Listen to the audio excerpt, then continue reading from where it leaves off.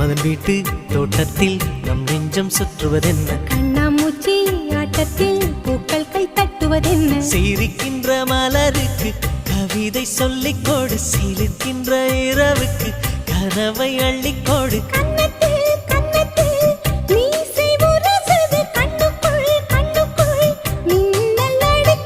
காதலை கட்டி வைக்க கட்டுத்தறி இல்லை, பணத்தின் நிலவெடுத்து வாசலில் வழி